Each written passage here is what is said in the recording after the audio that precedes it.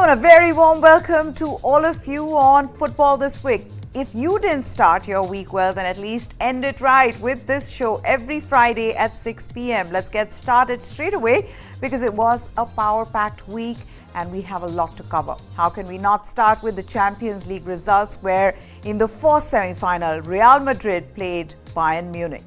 Now, it was expected to be a high-octane thriller at the Allianz Arena as the 14-time champions Real Madrid squared off against the German giants Bayern Munich in the semi-finals of the Champions League first leg. And it lived up to the billing. It was a seesaw battle which ended in a 2-all draw, keeping the contest wide open for the two teams.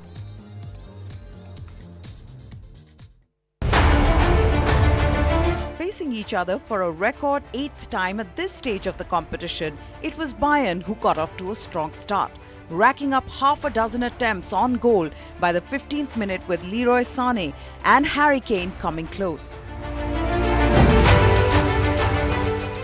Real needed only one chance to score though, stunning the home crowd against the run of play when Kroos sliced open the Bayern defence with a through ball and Vinicius Jr. chased it down to beat goalkeeper Manuel Neuer.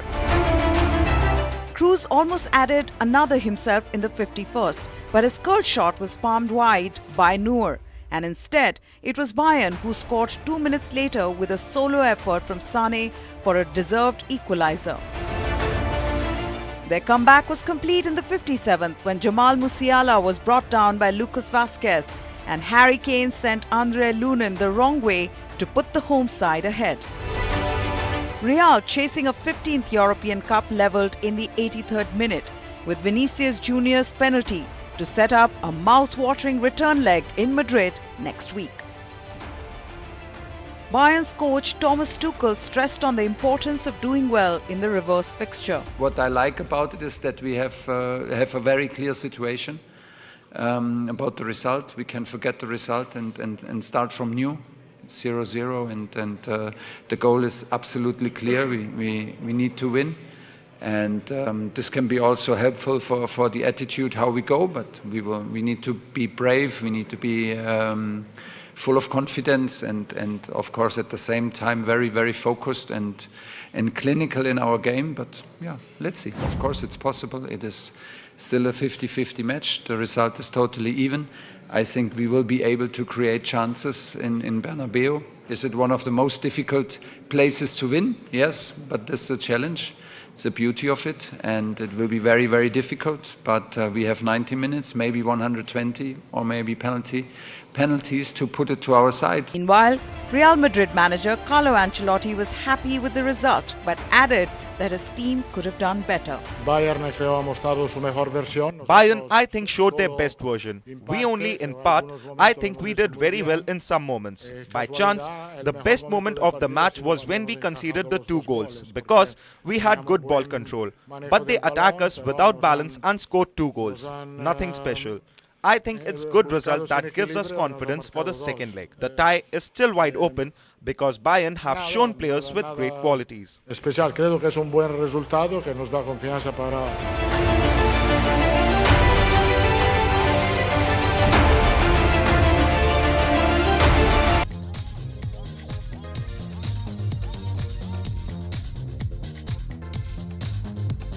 So yes, Harry Kane, the star of the night for Bayern Munich, and also how good has Harry Kane been in the Champions League semi-final? Now, a lot of people would have said that, look, Harry Kane, as soon as he went to Bayern lost their dominance at home.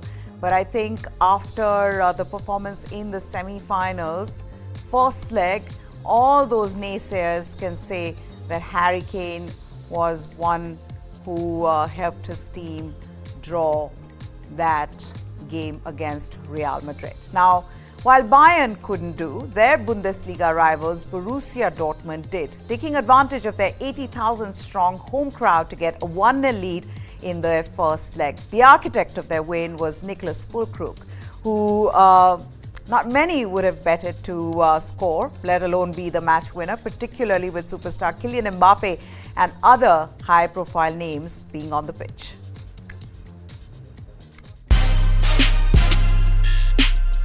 Füllkrug was in the German second division 2 years ago, but the old-school centre-forward playing in his debut Champions League campaign had no inhibitions when he blasted a low shot into the bottom left corner of the net in the 36th minute.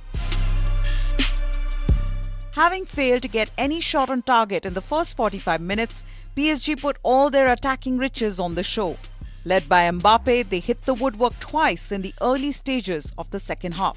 But as minutes passed, PSG lost their spunk, with the excellent Jadon Sancho nearly setting up the second goal for Dortmund, but only for Julian Brandt's attempt to be blocked inside the box.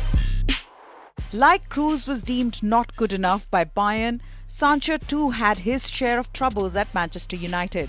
But back at Dortmund, the team he left for United, Sancho is back in his elements, controlling the flow of action and helping his team.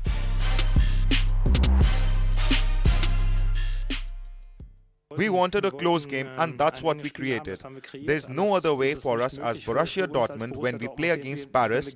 We need close games to make it to the final.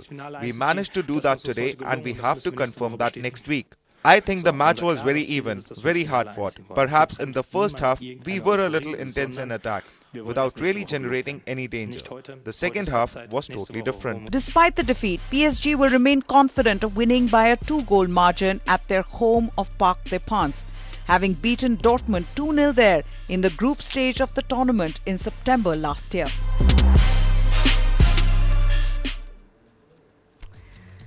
Now, one of the best performers of the night was former United player Jadon Sancho, who joined Dortmund on loan after a disagreement with Manchester United manager Erik ten Hag.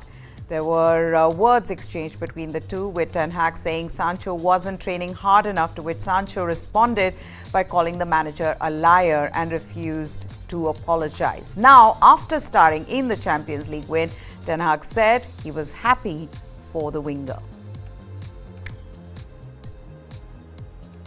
So let's see this. Yesterday he played very good, and we talked more about it. He's a very good player. And yesterday he showed why Manchester United bought him. He showed also that he represents a high value for Manchester United. So which is good. And so I'm happy for Jadon with his performance from yesterday. And we will see what's going to happen in the future. All right, let's move on to the Premier League, where the title race is set to go down to the wire after wins for Arsenal and Manchester City, while Liverpool are out of contention given they have won 1 game in 4 matches. Let's begin with the table toppers, Arsenal. In an electrifying derby atmosphere on Sunday, Arsenal persevered to defeat their fierce local rivals Tottenham Hotspurs 3-2 on the road and maintain their 1-point lead at the top of the Premier League.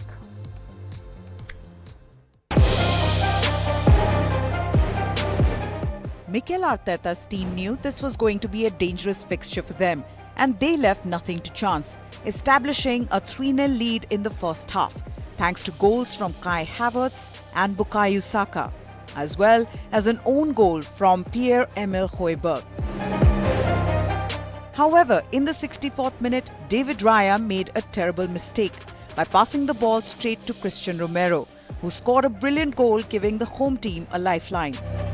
With 3 minutes remaining, Son Heung-min cut the deficit even further after Declan Rice gave away a penalty for kicking Ben Davies. However, Arsenal held off a string of set pieces in stoppage time to secure another significant victory. I think so. When you win, it's always the case. You know, last year we didn't because we went to West Ham, and with that result, we missed a penalty. And against Liverpool, you concede in the 91st, and then you are not capable. So at the end, that judgment is going to be based on the result, not like the outcome. If you concede a goal in the last minute and it's 3-3, then we're not ready. So the margins are so small. So don't get carried away with yourself. Just understand that we have to be better. We want to be better. There are margins for improvement, and go again against Bournemouth. That is going to be really tough. Arteta's side have put together 3 wins in 8 days to make sure they are right in this title fight with 3 games left.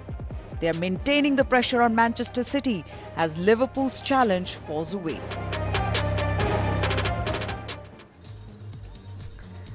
All right, with that, we're going to slip into a short break. But when we return, what do the teams look like at the moment in terms of the Premier League title race? Has it come down to two teams? And what are those two teams' fixtures in the coming week? That and more when we return.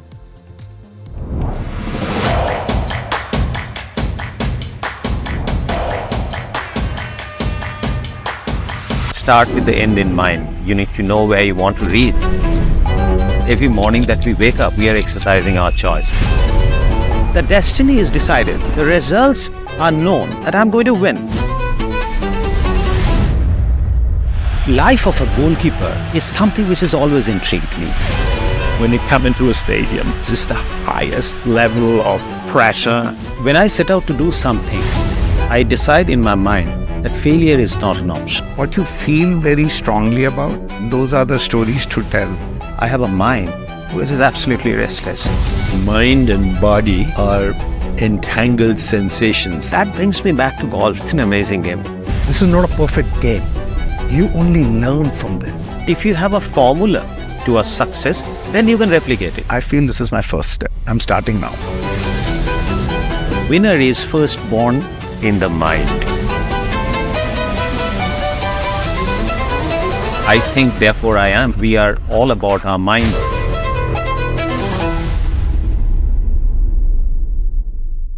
This and more. Streaming on News 9 Plus. Subscribe and get free vouchers.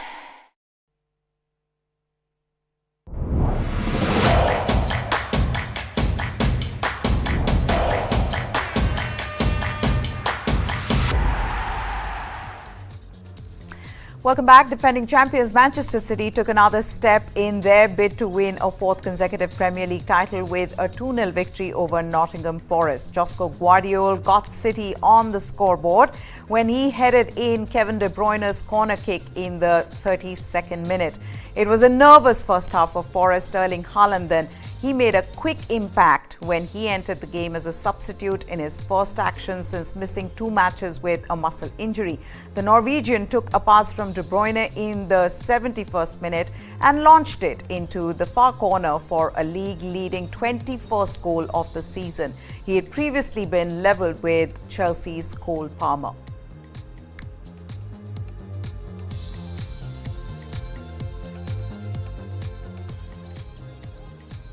Meanwhile, Liverpool suffered another blow to their dwindling Premier League title hopes as Mikel Antonio's late header snatched a 2-all draw for West Ham. Liverpool still reeling from a 2-0 loss at Everton, conceded first when Jarrod Bowen he opened the scoring for West Ham shortly before halftime.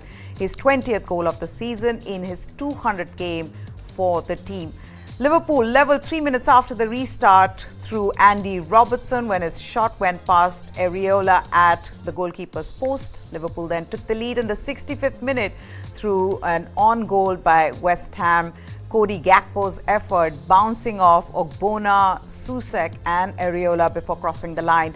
Antonio dragged the host back on level terms with a powerful header in the 77th minute.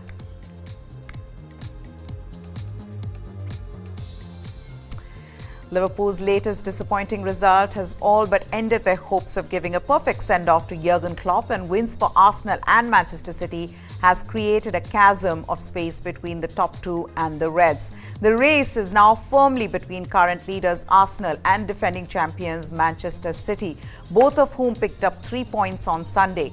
Mikel Arteta's side held off a fight back from Tottenham, while Man City are in cruise control mode as they brushed Nottingham Forest aside to sit in the second spot, 1 point behind Arsenal at 79 points. Liverpool have 75 points and a goal difference of just 41. Aston Villa have 67 points and their goal difference is 21. Tottenham is in the 5th position with 60 points and a goal difference of 13.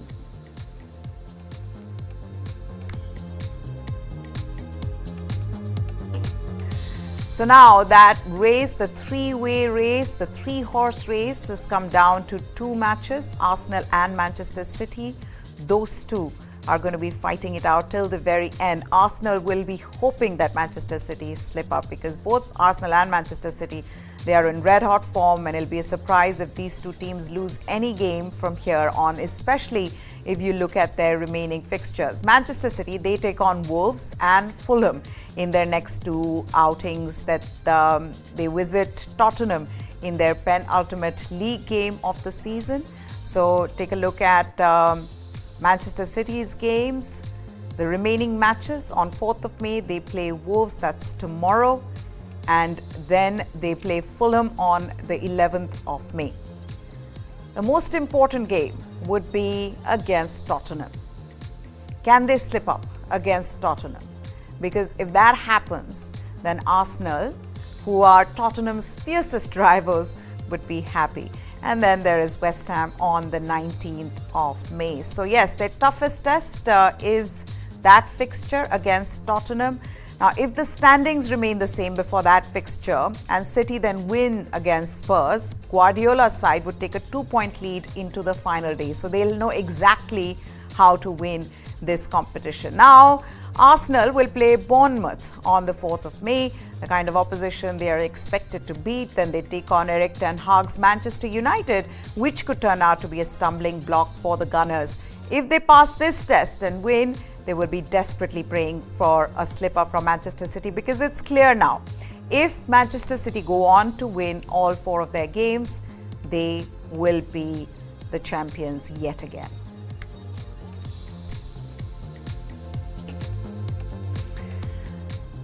Premier League clubs have agreed in principle to implement a spending cap after receiving majority support. However, according to a report, a final vote is expected in June. The clubs have tentatively agreed to put a limit on how much money they can spend, with a cap based on how much money the lowest earning club in the league makes from television rights. The Athletic said the measure was discussed at the English top flight's shareholders meeting in London on Monday, adding that the cap can come into effect as early as the 2025-26 season. There were 16 clubs that voted in favour of the new guidelines. Manchester City, Manchester United and Aston Villa opposed the possible introduction of a spending cap on Monday, while Chelsea abstained. The league's current financial rules, under which Everton and Nottingham Forest were penalised 8 and 4 points respectively this season, have been criticised for favouring clubs with the highest revenues. A spending cap would limit clubs' outlay on transfers, wages and agent fees. Paris Saint-Germain defender Lucas Hernandez is expected to miss Euro 2024 as he will be undergoing surgery after tearing his anterior cruciate ligament during his club's Champions League first leg semi-final against Borussia Dortmund. Hernandez had to be taken off in the 42nd minute on Wednesday after suffering a left knee injury during PSG's 1-0 defeat in Dortmund. The 28-year-old Frenchman had also ruptured his ACL during the 2022 World Cup in Qatar, where France finished as runners-up. Having started his career at La Liga side Atletico Madrid before moving to German giants Bayern Munich in 2019, Hernandez has been capped 37 times by France since making his debut in 2018.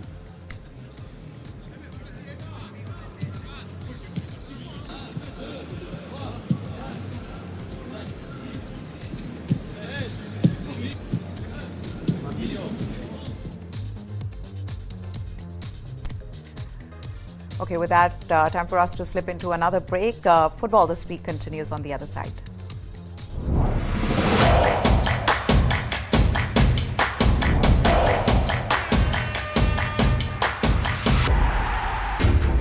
How do you fulfill that promise? Because ultimately expectations have to be met. If you look at the political landscape, is it really changing for women? And what is the inability of the forces that dead bodies surface, but not the living people? I try and convert almost everything in a kind of a mathematical formula. You should always stretch more than you can reach. Listening is very important. Because if you don't listen, how would you know what the problem is? fact, everybody who's working in and around me, their personal well-being is also responsibility that I carry. Great leaders have shared vision. This and more. Streaming on News 9 Plus. Subscribe and get free vouchers. Why is the state not looking at putting an embargo on that? As a Telangana person, I will not accept. How do ordinary folks deal with this?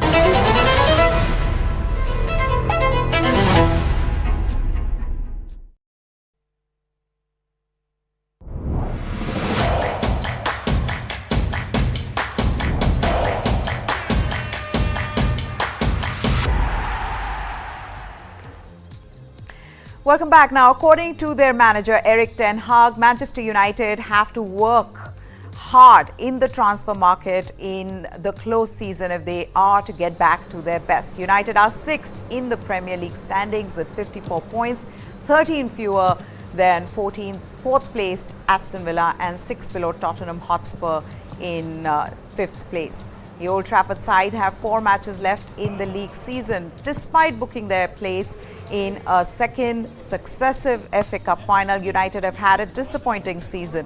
The Red Devils have lost 12 matches in the Premier League this season, the joint most the club have suffered ever since its introduction in 1992. United also saw themselves getting knocked out in the group stages of the Champions League and crashed out of the Carabao Cup in the 4th round. It has been a disappointing campaign all round, and United are eager to get their summer business right to attempt to improve the squad. But when Ten Hag was asked about if there would be wholesale changes in the squad, he denied it. Erik, there's been lots of talk about an overhaul of the squad in the summer, a revolution. You've said there's a good base to work with, but what did you make of reports suggesting that most of the players the club would entertain offers for and they would be up for sale? It's a joke, but that is like as long as I worked there, every summer, every window, I think 200 players getting an interest from Manchester United.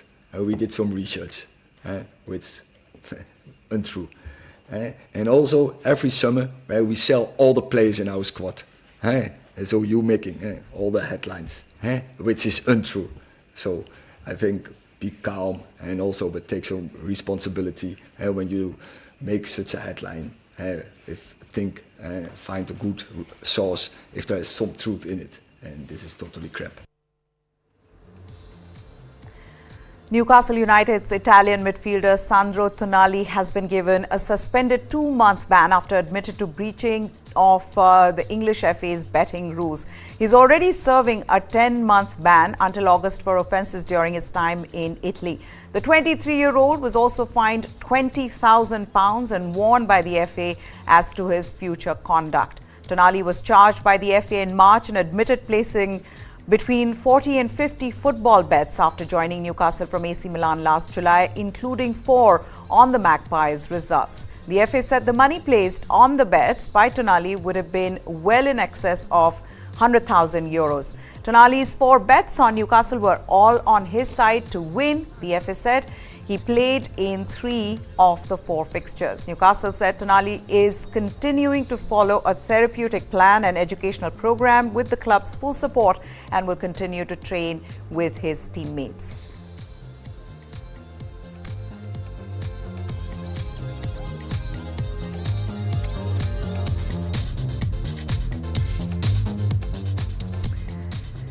Now, let me introduce the News 9 initiative, Indian Tigers and Tigresses. It's a groundbreaking quest to discover India's most promising football talents under the age of 14. This campaign aims to unearth budding football stars, both boys and girls, from every corner of the nation. The initiative kicked off with great pomp and fervor at a grand ceremony attended by over 1,200 enthusiastic school kids.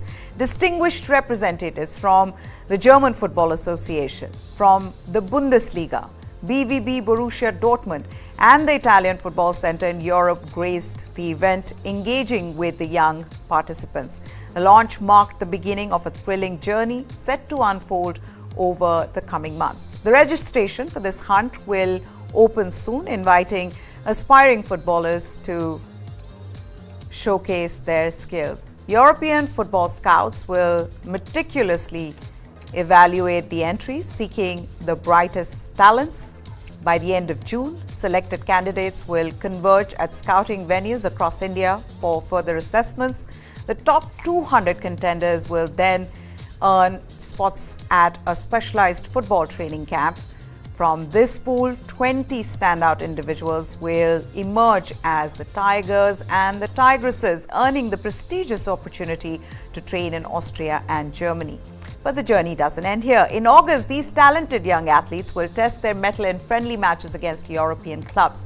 Moreover, they will have the honor of meeting football legends, drawing inspiration from their stories and experience. The News 9 initiative isn't just about nurturing football talent. It's about fostering a profound connection with the beautiful game.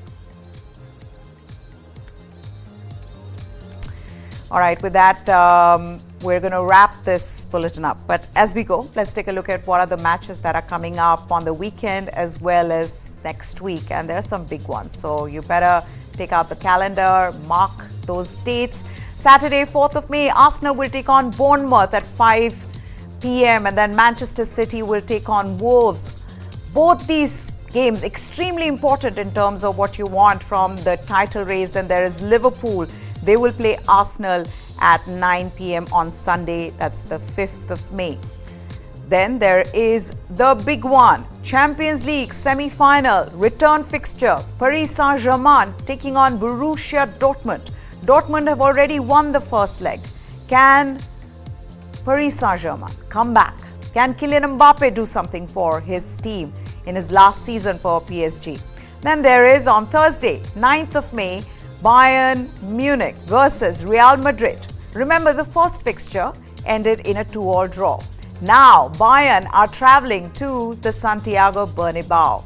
They will need to do something special to win that fixture. Then this one, right back at home, Indian Super League, Saturday, 4th of May is the grand final between Mohun Bagan and Mumbai City. Two big giants of Indian football are going to be squaring off against each other. So a lot to look forward to this coming week in football. That's it then from us. Hope you enjoyed this bulletin. We love bringing this out to you. For now, goodbye. Thanks for watching.